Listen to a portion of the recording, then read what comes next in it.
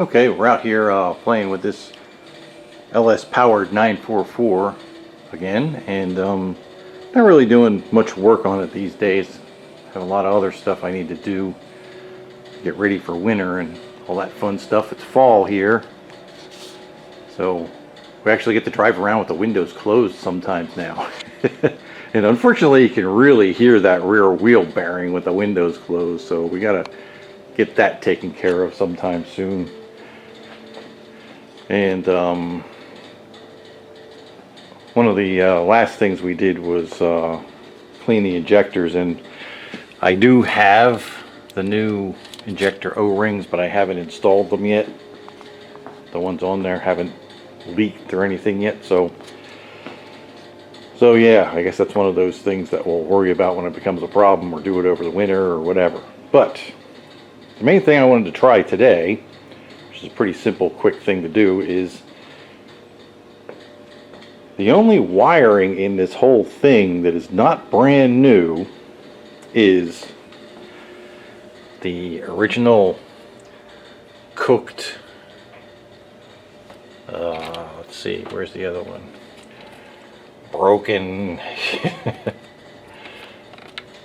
coil connectors. Now these, there's one for each coil, and they come to this connector here, and this goes up in a plastic tray under the coil pack mount, and they get cooked. And one of the rough idle and vibration things that I was considering could be a possibility is those wires and connectors not being in as good a shape as they could be. But I had a heck of a time trying to find replacements, and finally I found it. Holly makes this. It's basically both of those sub harnesses, one for the even side, one for the odd side. That's the part number right there. It was there, I think it's 138 bucks. A little pricey, but these connectors are actually, I looked up these connectors that connect to the coils, and I figured I could make my own pigtails and probably use the original one of those connectors on the big end. These, when you look these up, they're 40 bucks a piece. So yeah, and you need 8 of them. So all of a sudden 138 bucks didn't seem so bad. So we have them. There they are. We're just gonna pop them on there now. I'm not gonna take the coil packs off or anything. We're just gonna put them on there and see if it makes a difference.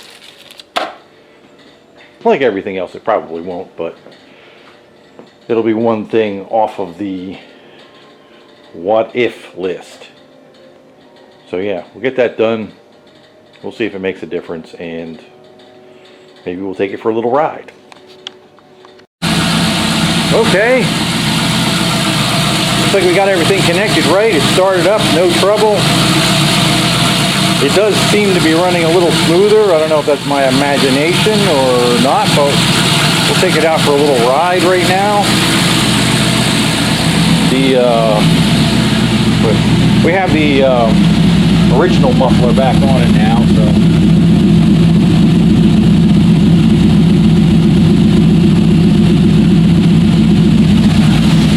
it's much quieter than it was before.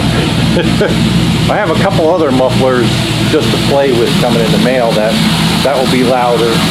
This muffler is kind of loud, but you know, I don't know, sometimes you just want it louder. Who knows why that is, but sometimes you do. Okay, well, let's go for a ride.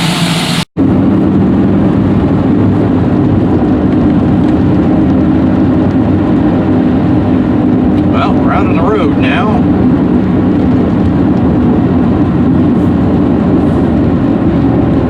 And I don't know, it does seem to feel a little bit better. One of the things that happens when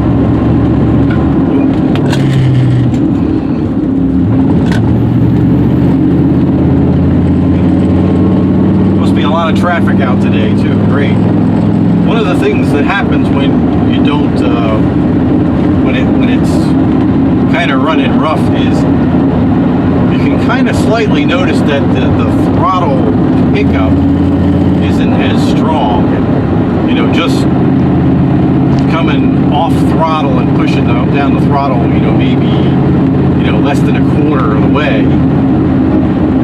And that seems really strong now, so I don't know, maybe changing this wiring harness helped. But we're just going to take a little short ride in it, let it get warmed up, and that's really what we're trying to accomplish here, is to get the low speed, low throttle opening part of this thing sorted out, which we might have to have the computer self-tune itself, but we'll figure that out later.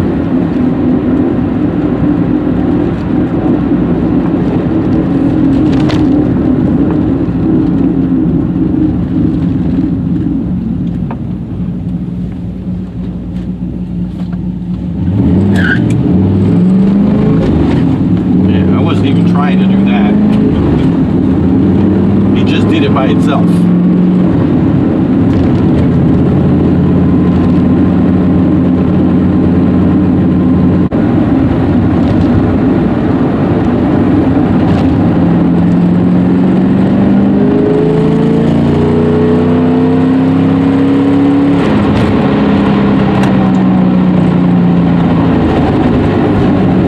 That was part throttle in fourth gear.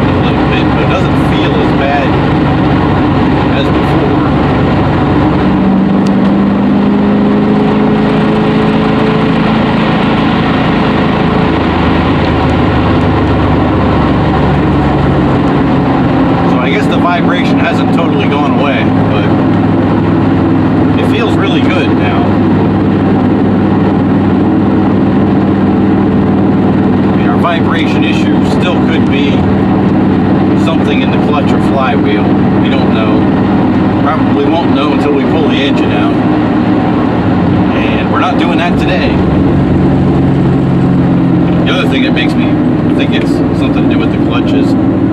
I can really feel it at a high RPM downshift like that. I feel it in the clutch pedal.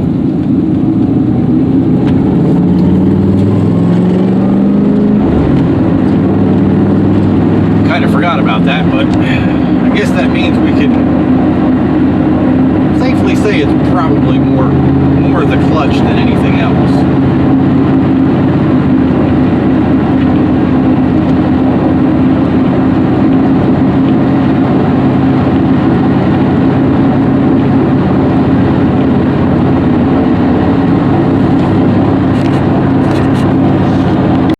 Okay, we just got back from our little Sunday drive, and yeah, I'm still thinking it's the clutch that causes that vibration.